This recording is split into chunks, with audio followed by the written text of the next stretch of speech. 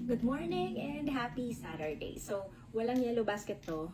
This is just a clip of a simple motivation para sa ating lahat, no? Para sa inyong lahat.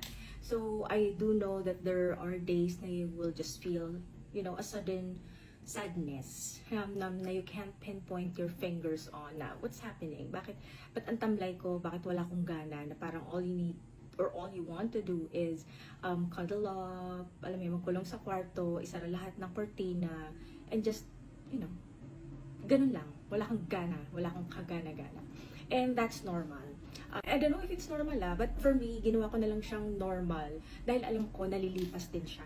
Na alam ko one day, I don't know when, babangon ako na masigla na ulit.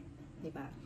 But the difference is, when I was younger, when I feel that wala talaga akong gustong gawin, tapos nagiging destructive ako, wherein iinom ako, yung mga ganyan, tapos I'll go to a friend para lang sumaya ako, tapos malalasing na ako doon kasi nag-e-enjoy ako sa mga chikahan nila, ganyan. Tapos ako din mismo, parang pinipilit ko yung sarili kong maging masaya, kaya iinom ako ng iinom, ang lala ko na, ang ingay ko na, lasing-lasing na ako. So, nung tumanda-tanda ako, I learned how to deal with it, wherein I steered away from those destructive actions, like pag-inom, kapag yung ganyan, nafe-feel sad ako ng walang dahilan. So, fino-focus ko na lang sa mga gawaing bahay. So, nagiging productive na lang ako. So, naghahanap ako ng gagawin, I made myself busy, ganyan. Or kung work week naman, tututok ako sa pagtatrabaho. Even if, halimbawa, engrossed na ako sa pagtatrabaho, focus, no? Maya-maya, matutulala na naman ako, so, mafe-feel sad na naman ako, so upo na naman ako. Bottom line is, don't be too hard on yourself. Yes, parang it doesn't seem right na kailangan work, kailangan tuloy, dapat hindi mo maramdaman yon.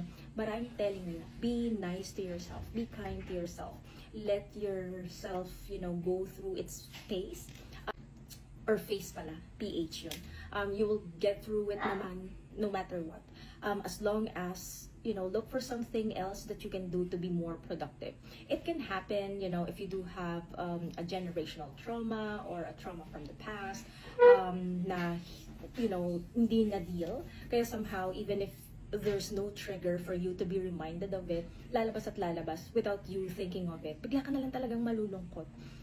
Some may have not experienced that, kaya hindi siya nag-resonate sa'yo, or it's not relevant. But for those who are, be kind to yourself. Let yourself, go through that phase. Huwag kalimutang kumain, huwag kalimutang bumangon, look for something productive, and, magugulat ka na lang the following day, you will wake up refreshed, happy, you have that energy that you can share to the world, diba?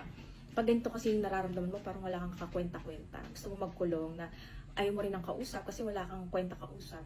Kasi nga, ganun yung nararamdaman mo, and that's okay. That's okay. No matter, what happened for us to be like this, be kind to yourself. Happy Saturday. Is it Sunday? Saturday. Yeah, Saturday. Enjoy your day.